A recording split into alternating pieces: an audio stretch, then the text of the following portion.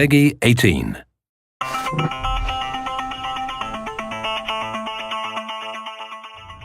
Welcome to the UAC.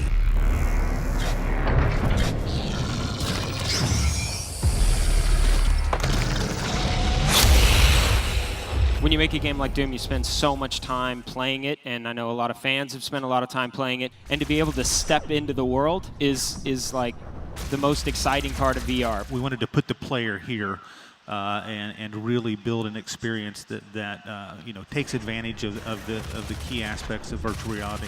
This time you're a cybernetically enhanced member of the UAC. Marty, tell us what the setup is.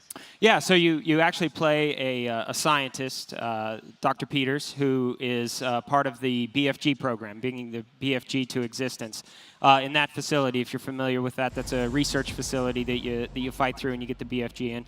So the game starts there, and you're being killed as Dr. Peters, and have your consciousness transferred to kind of their backup computer system, and through the course of the game you get to transfer that consciousness to different kind of computer systems and technical vehicles. Most of the game is still about combat. We love combat. That's what Doom's all about. So you get to inhabit kind of this badass security robot that has all the guns and all the kind of killing power that you would hope a Doom game lets you wield. We wanted to specifically take advantage of some of the opportunities that you have in VR. Being the Doom Marine and the Doom Slayer it's such a focused experience. The Doom Slayer, he doesn't fix stuff. He doesn't play an engineer. He doesn't pick locks. He doesn't hack things. But those are things that we thought were really cool opportunities for VR, and we wanted to do something different with VR. Are we going to see new locations, both on Mars and in Hell? Yes, we are. Much of the game takes place in existing locations, but you definitely explore new locations that were not seen in Doom 2016. All of them are very cool, but one of them in particular is really spectacular. It should be really fun for anybody who just wants a standalone VR experience. Doom itself is blisteringly fast. I mean, that's one of the core things about Doom. What are the challenges of bringing that kind of speed and that kind of intense, non-stop action to VR? Primary mechanism is teleportation. We also have what we're calling a dash, which is basically cardinal movement on the pad.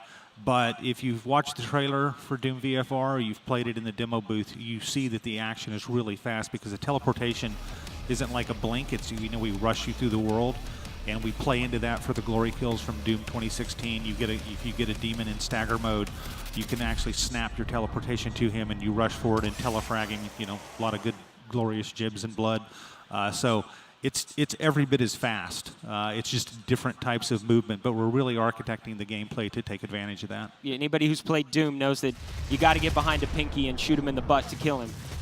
And doing that in VR is great because you can actually teleport right behind him or dash around the back of him and shoot him, same with the shield guys that hold up the shield. So you just get a different tactic, but it's still just as fast-paced. What are some of the challenges that you're now facing in bringing games in general to VR? The number one problem I think people face is frame rate, because you need 90 hertz to really make a smooth experience. Luckily for us, IdTech is really well suited for that. It's frame rate. We have an uncompromising view on graphical quality. We're not going to compromise the look for VR. So there's a lot of work that goes into that. A lot of R&D into, again, movement and just general gameplay type things, and how technology kind of touches the whole experience. It's really fast-paced. I really encourage anybody who wants a fast-paced combat experience. They really need to look at Doom. It's going to be different than a lot of the stuff they play in VR. Everybody at it is just thrilled to be bringing Doom to VR.